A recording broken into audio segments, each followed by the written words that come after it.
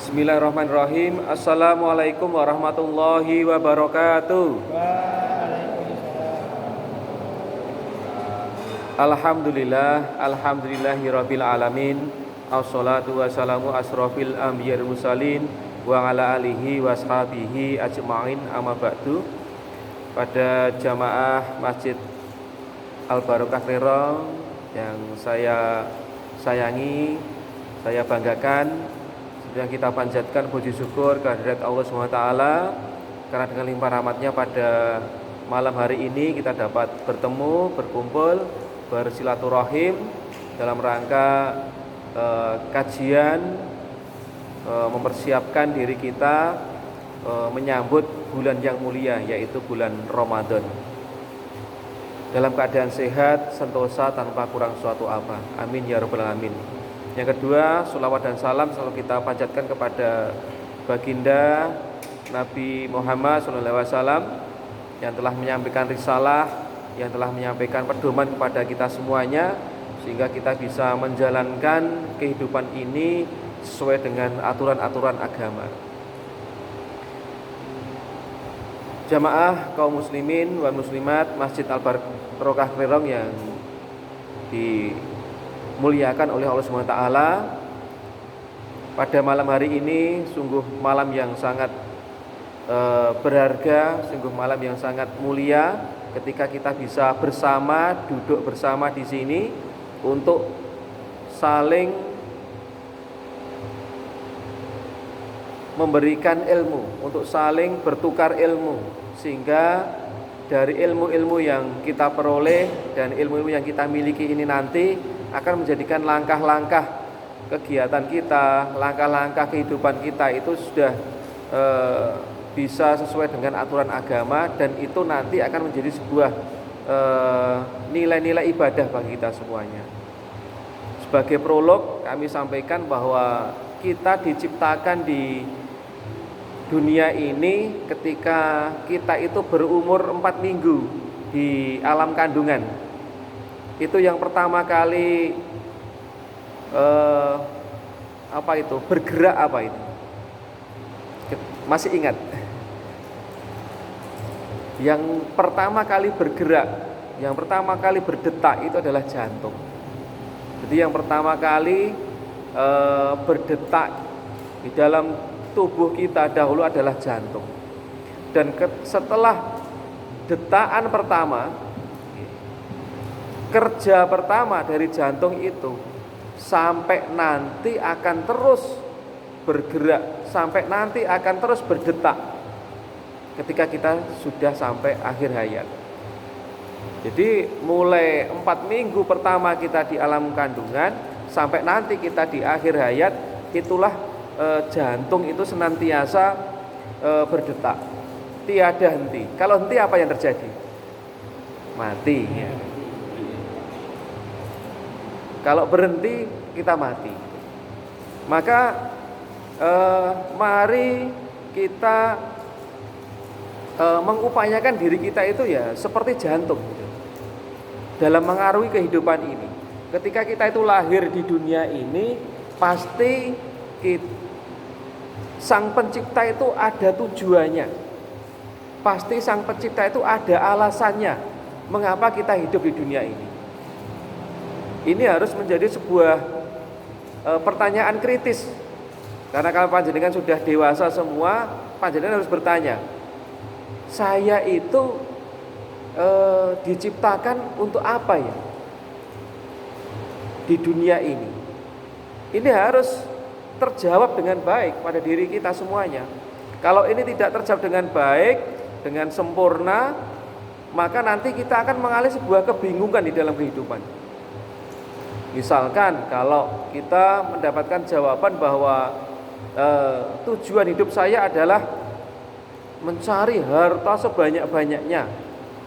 Setelah memperoleh harta, apakah kemudian tujuan hidupnya terpenuhi? Dia bahagia?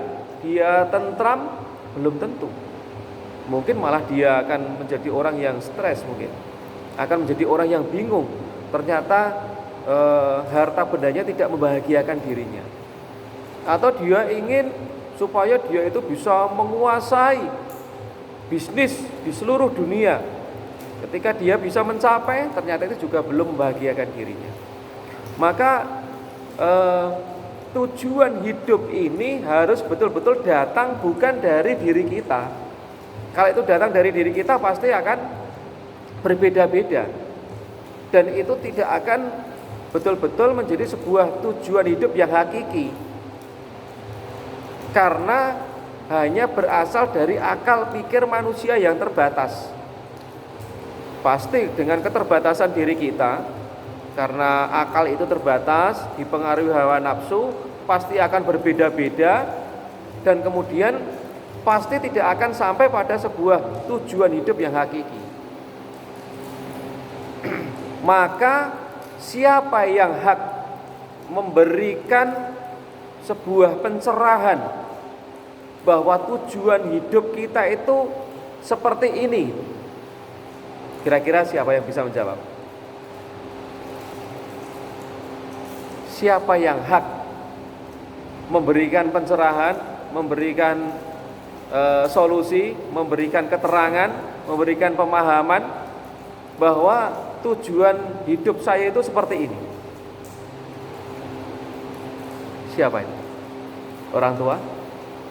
Tetangga? Mertua?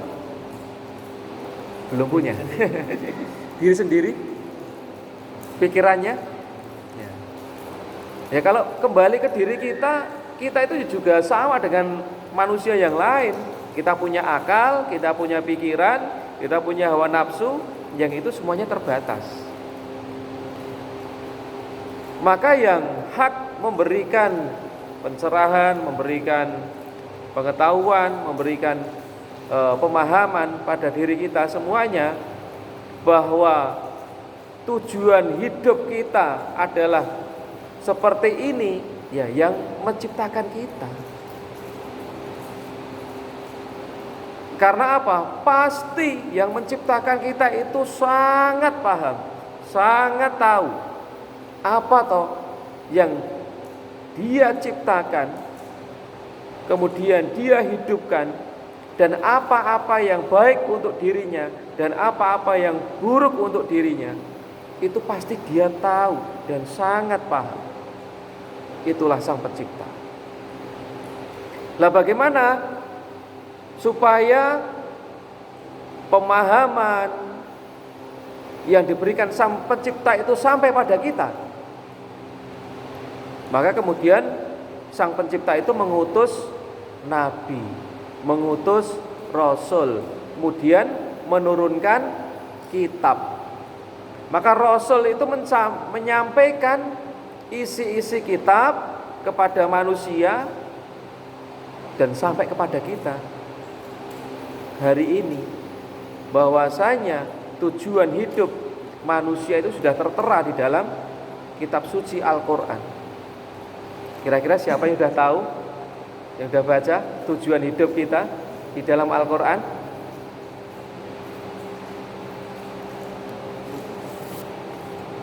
Ada yang mau jawab? Ada door prize-nya.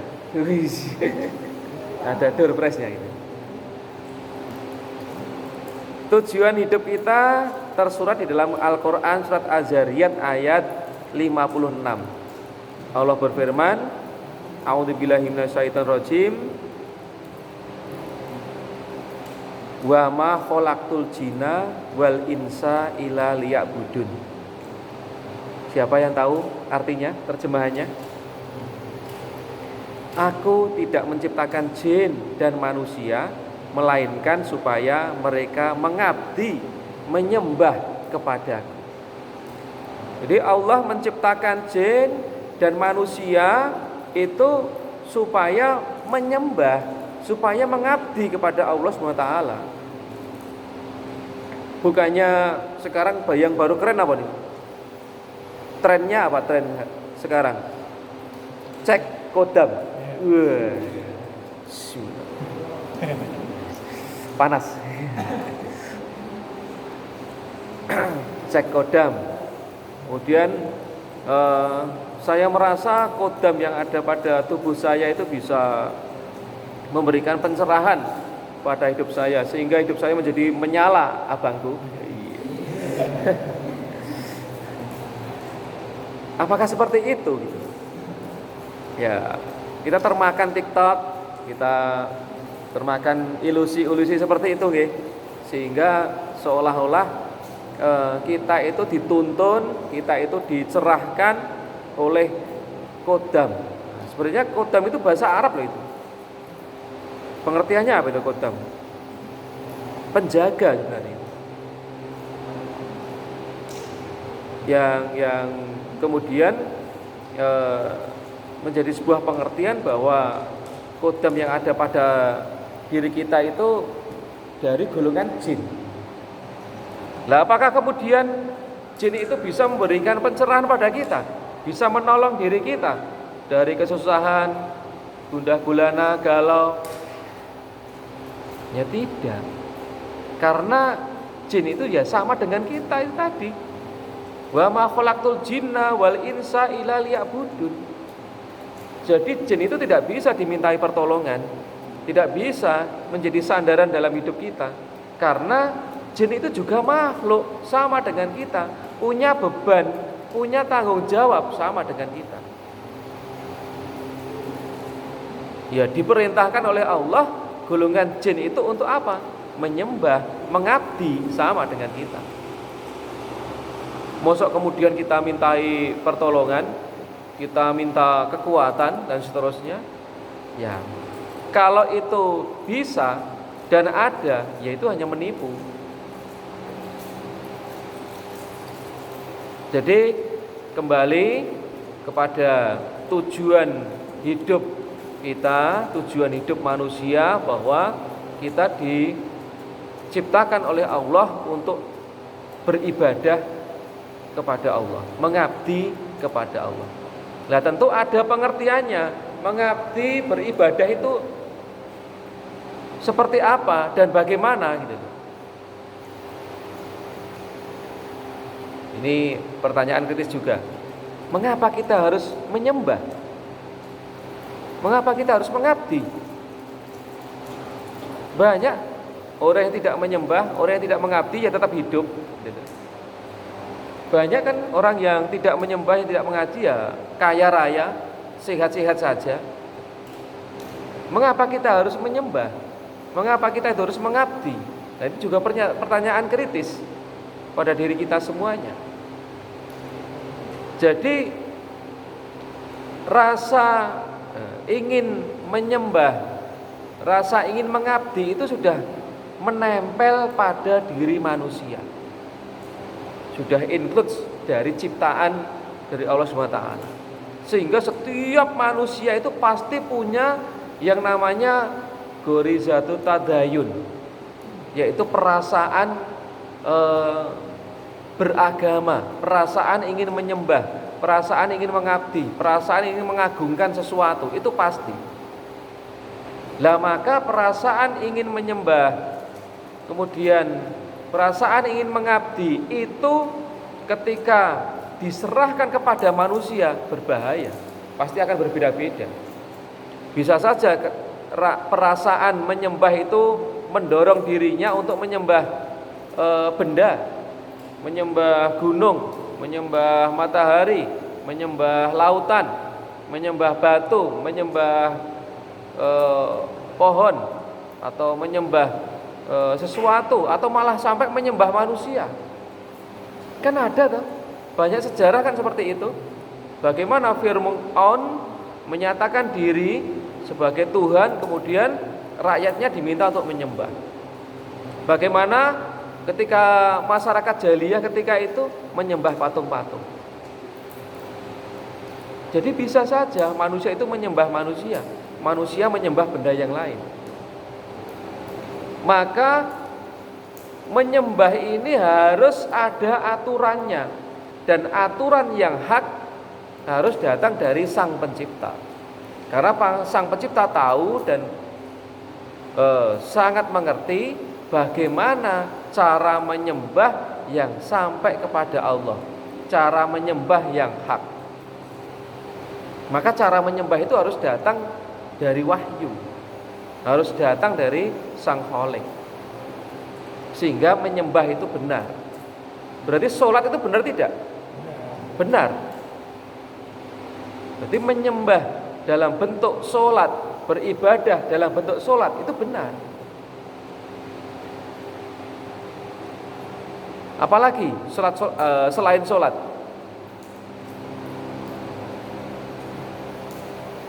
Puasa. Apalagi?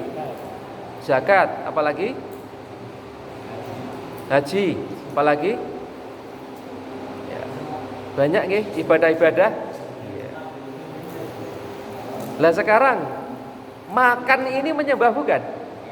Apa itu? Termasuk ibadah bukan? Ya. Mengapa dikatakan sebagai sebuah ibadah? Ya. Belajar itu ibadah bukan? Bakti pada orang tua, menolong sesama. Ya. Kita tahu banyak hal-hal baik itu terkategori ibadah. Nah, maka dalam Islam disebutkan bahwa ada dua jenis kategori ibadah, yaitu ibadah mahdhah dan ibadah ghairu mahdhah. Jadi ibadah mahdhah itu ketika ibadah itu betul-betul datang dari syariat, ada tuntunannya dari wahyu, kemudian itu tidak boleh ditambah-tambahi dan tidak boleh dikurang-kurangi sesuai dengan syariat yang menuntunnya. Contohnya sholat diawali dari takbir, diakhiri dengan salam. Tidak boleh ditambah-tambahi setelah takbir terus nyanyi woyo-woyo, nggak boleh. Itu berarti itu apa itu? Bid'ah. Atau sebelum salam kemudian joget-joget, ya nggak boleh. Atau ada ucapan-ucapan lain yang memang itu tidak disyariatkan, maka itu terkategori bid'ah. Ibadah-ibadah mahdhah tidak boleh ditambah-tambahi, tidak boleh dikurang-kurangi. Karena kalau menambah atau mengurangi maka itu disebut bid'ah. Nah, kemudian ibadah ghairu mahdhah, kecuali mahdhah, maka itu awalnya memang bukan dalam bentuk ibadah. Contohnya makan, contohnya minum, contohnya bergaul, contohnya ngaji, berdagang, bekerja, belajar, sekolah dan sebagainya. Itu memang awalnya seperti bukan ibadah. Namun ketika itu diniatkan dalam rangka memenuhi syariat dari Allah Subhanahu wa taala, kemudian cara pelaksanaannya sesuai dengan syariat dari Allah Subhanahu wa taala, maka itu terkategori ibadah. Sederhana nggih, kita gur makan.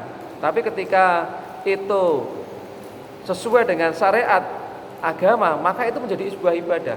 Pertama, diniatkan saya makan itu dalam rangka menguatkan tubuh, sehingga dengan tubuh yang kuat maka nanti saya bisa melaksanakan ibadah, baik itu sholat, baik itu belajar dan seterusnya. Macam-macam kegiatan bisa saya laksanakan dengan saya itu makan. Kemudian zatnya juga tidak mengandung hal-hal yang haram. Kemudian cara pemerolehannya juga dengan cara yang baik sesuai dengan syariat, bukan dengan cara-cara yang haram pemerolehan dari makannya. Maka dari itu ketika kita itu makan, itu menjadi sebuah kategori ibadah. Apalagi mungkin aktivitas yang lain yang saya sebutkan. Coba apa Mas Ari? Kira-kira aktivitas apa? Belajar. Okay. Bagaimana belajar itu bisa terkategori ibadah?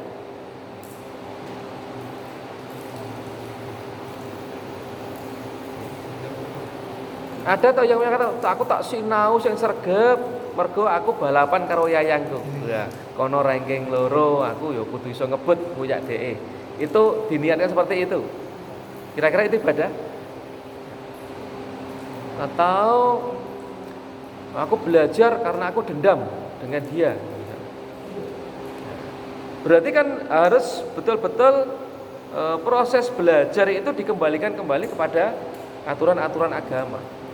Bahwa belajar itu dalam rangka menuntut ilmu supaya apa? Supaya ilmu yang saya peloreh itu menjadikan diri saya semakin mendekatkan diri pada Allah. Bukannya menjauhkan diri saya dari Allah, kemudian menjadikan saya malah semakin jauh dari Allah karena sombong. Saya pinter, saya sombong, saya pinter, saya sombong. Itu malah menjadikan kita itu jauh dari Allah. Atau malah ilmu yang kita peroleh itu malah menjadi sarana untuk merusak. Contohnya ilmu tenung, ya, ini kan ilmu untuk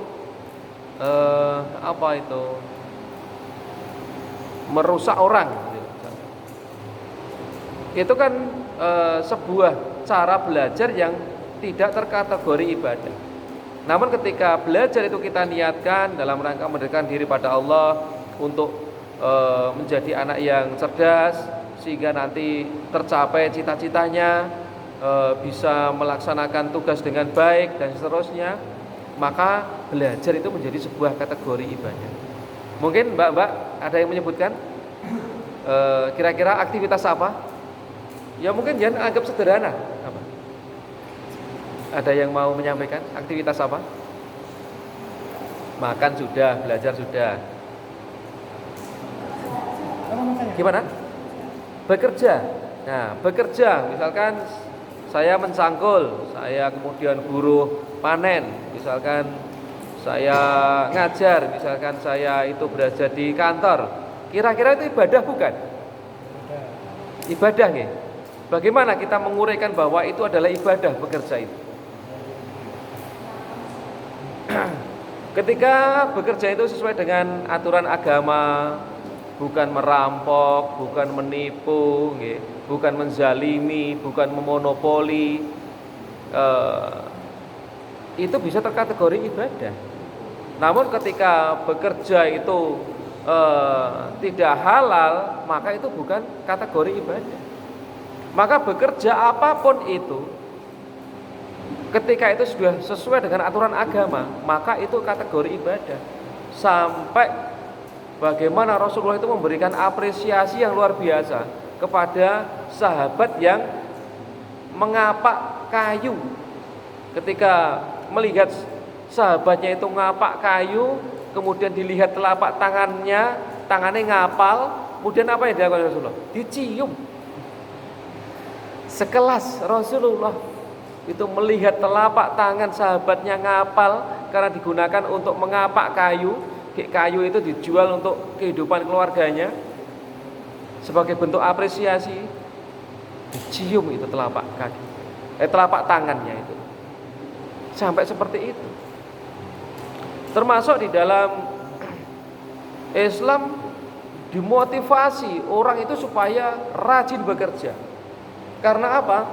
Karena dengan bekerja itu kita bisa menghidupi kebutuhan kita, bisa menghidupi keluarga kita. Sampai-sampai disebutkan di dalam hadis itu ada sahabat yang bertanya, "Ya Rasulullah." Rasulullah menyampaikan, ada suatu dosa yang tidak bisa dihapus oleh sholat dan puasa. Seperti itu. Sahabat penasaran. Lah kira-kira yang bisa menghapusnya apa ya Rasulullah? Jadi ada sebuah dosa yang tidak bisa dihapus oleh sholat dan puasa. Biasanya kan sholat puasa itu bisa menghapus dosa-dosa kan? Itu kan perbuatan baik. Nah namun ini ada perbuatan yang tidak bisa dihapus oleh sholat dan puasa. Namun ada satu perbuatan yang bisa menghapusnya.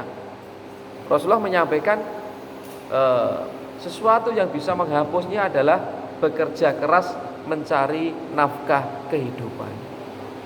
Mantap kan? Jadi bekerja itu double lah. Itu ibadah adewe untuk pahala. Yang kedua adewe itu apa? Materi. Entah itu dalam bentuk uang, entah itu dalam bentuk barang, sehingga uang atau barang itu bisa kita gunakan untuk menghidupi keluarga kita. Mantap. Wis entuk double kan itu. Dapat pahala, kita dapat materi untuk kehidupan. Mungkin ada yang lain? Cukup ya? Ya, kita lanjut. Jadi ketika bulan kemarin adalah bulan Rajab. Kemudian sekarang bulan Sya'ban. Mungkin tinggal beberapa minggu lagi kita masuk ke bulan Ramadan. Nah, apa yang harus kita lakukan? Apa yang harus kita perbuat gitu. Nah, maka kita harus melakukan persiapan-persiapan untuk bertemu, berjumpa dengan bulan yang mulia.